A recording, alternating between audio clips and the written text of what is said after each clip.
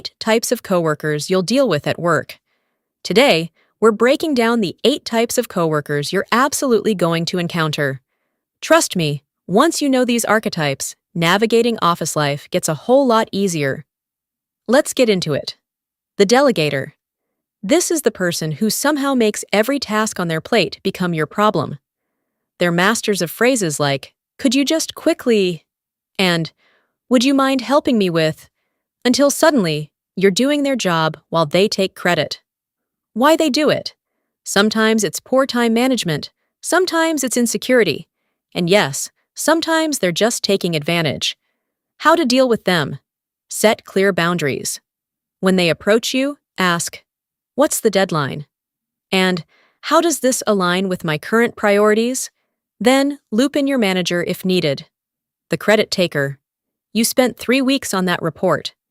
Suddenly in the meeting, they're presenting it to others like they gave birth to it.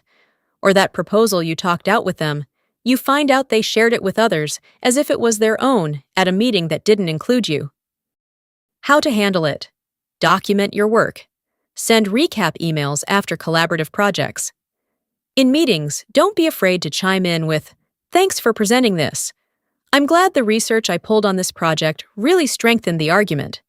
That's not being rude, it's being accurate. The invisible person. This is the person who is never around. Or never accessible.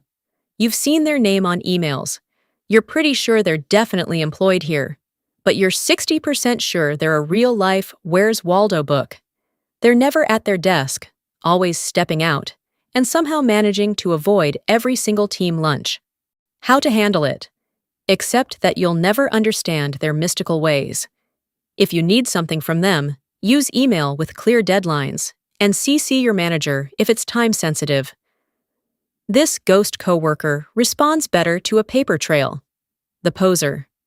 They are built to perform at meetings more than actually doing their jobs. During a meeting, they'll talk a big game, drop industry buzzwords like confetti, and somehow always seem to act like thought leaders in meetings. But when it comes to actual details or execution, crickets. They're all sizzle, no steak. Why they do it?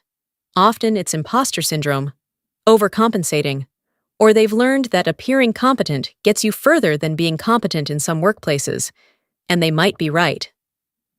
How to handle it? Tie their lofty ideas and posturing to the real world to test realism and idea workability. Ask clarifying questions. In meetings, politely ask them to elaborate. "That's interesting. Can you walk us through how that would work in practice?" Or get them to start speaking about any deliverables required. Also, if you're collaborating with a poser, protect your ownership of your work by documenting your contributions clearly in case your ideas get caught up in any posturing. The dead weight. They can't do anything to help the project or the team. So, their involvement drags the project and the team down.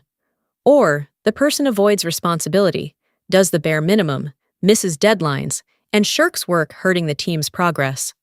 How to handle it? Don't cover for them. Covering for a lazy or inept coworker that isn't pulling their weight is never a good idea. Not only does it dilute the productivity of the entire team, but it creates resentment among other team members who are actually putting in any effort. Try to work with them individually to see if there are any hindering issue that can be resolved. If not, or if the situation seems chronic, either let their efforts get exposed by management or communicate the risk to the project with management. When communicating with senior stakeholders, concentrate on the wider impact they have on the team and the organization.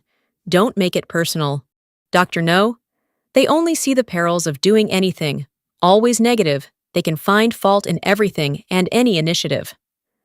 We can't do that because, usually, the reason is they don't want to, or they'll say, "We don't do it that way." How to handle it? Encourage them to offer solutions, which can build their confidence and overcome potential insecurity over their no habits. Also, make them conscious of the consequences on inaction of the idea you are proposing. If they still refuse, allow them to manage the consequences of their choices, provided it does not critically harm the team. The backstabber smiles to you and your team. but spreads rumors, talks behind others' backs to shade people's projects and reputations. They are often driven by insecurity or drama and can be fake-friendly. How to handle it? Use documentation to control and promote your personal brand or work story.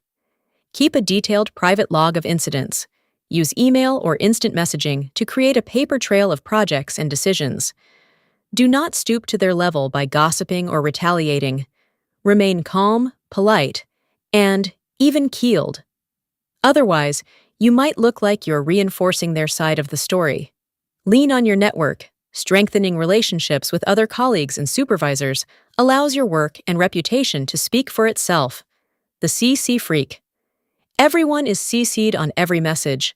They're covered. You're overstimulated. This person sends you a Slack message, then an email about the Slack message, then walks over to your desk to tell you about the email about the Slack message. They schedule meetings about meetings and CC literally everyone on the planet. How to handle it? Set engagement boundaries early. A simple, "Hey, Slack works great for me. No need to follow up in person unless it's urgent," can save you hours of redundant conversations. That's it. 8 types of coworkers you'll deal with at work. Written by a human, read by AI. If this content was helpful to you and want to learn even more, hit that like and subscribe button and help us share it with others. Thanks for watching.